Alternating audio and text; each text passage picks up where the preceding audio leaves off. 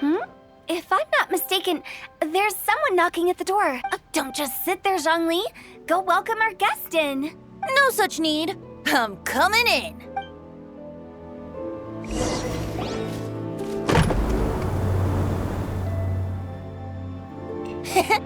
You finally let me in.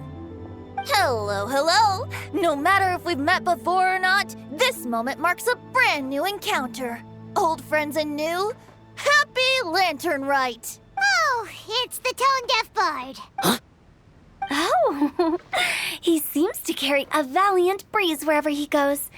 It looks like we're gonna be friends. Fate has brought us together, so come on, take a seat and be my guest. Help yourself. Oh, I'll ask them for another set of cutlery. This young lady here is as bright as a fresh bouquet of flowers in the morning's rising sun. She no doubt is the one with the most authority here. Whoa, these dishes look amazing. Is it really okay for me to join in? All right, I'm digging in. Huh, it's you. Oh, isn't this Genu? Genu? Yep. Now that I've taken a closer look, you're a fan of Genu's works, aren't you? I met Xingqiu at a light novel convention. How I wish we'd met sooner. I never expected that there'd be another person in this world who could interpret Genu's new novel as thoroughly as I could. Venti, you're being too humble. Considering your poetic talent, your fundamentals are way more impressive. Could this new guest be Master Xingqiu's friend?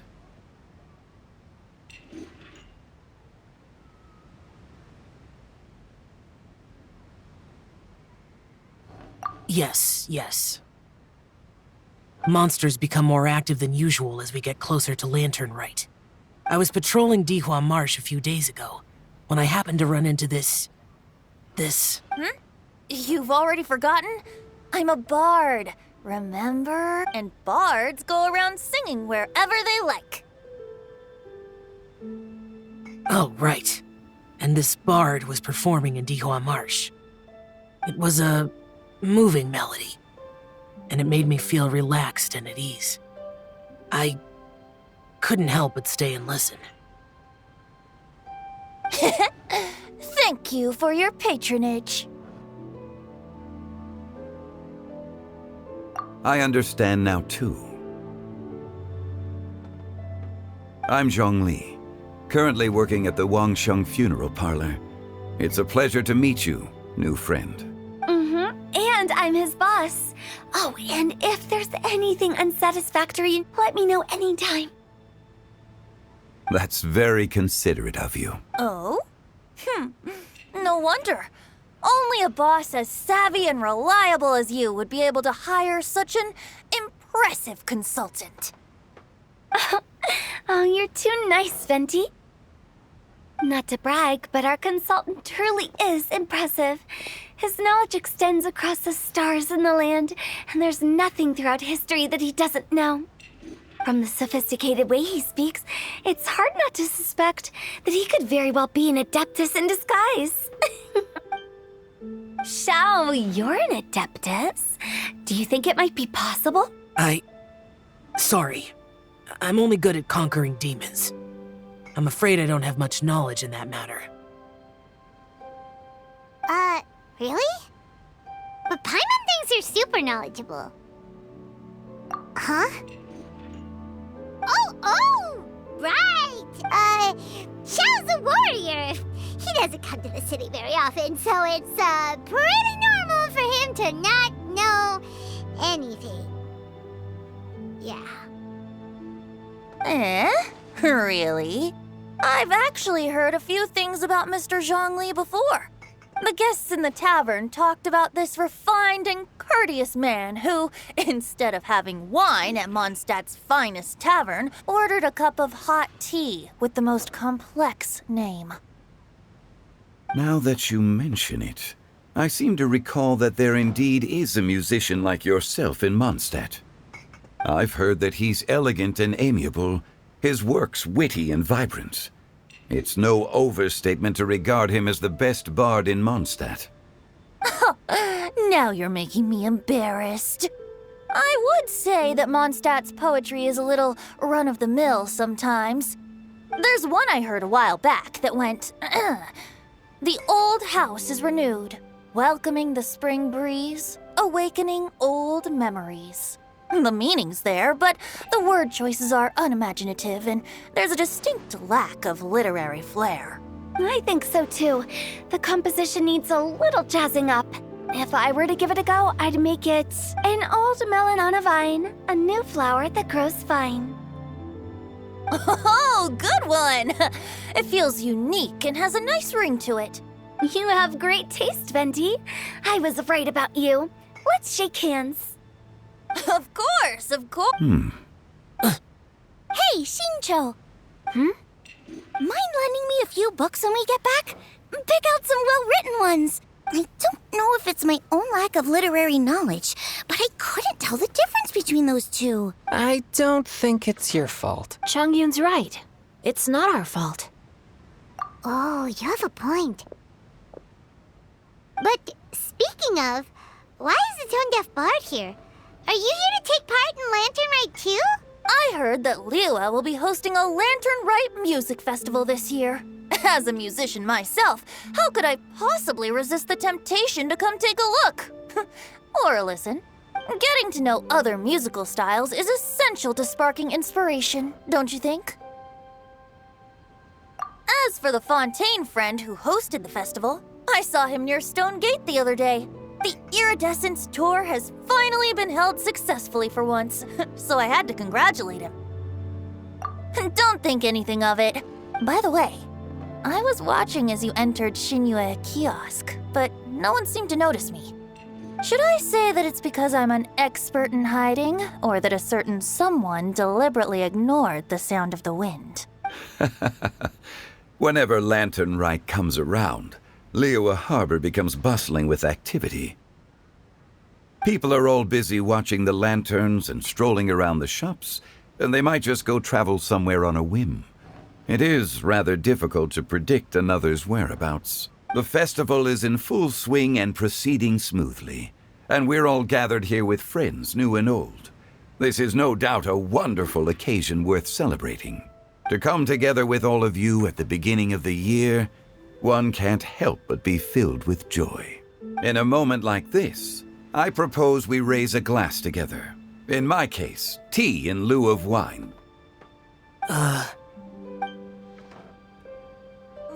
well said, Mr. Zhongli. That was exactly what I wanted to say.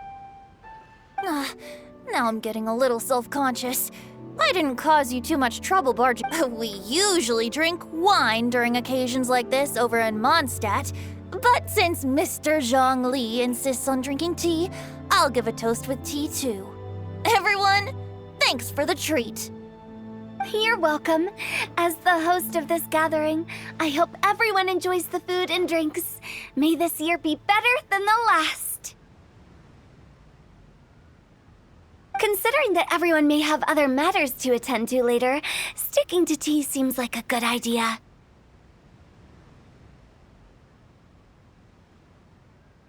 All of a sudden, they started proposing toasts. Should we? What's with the urgency?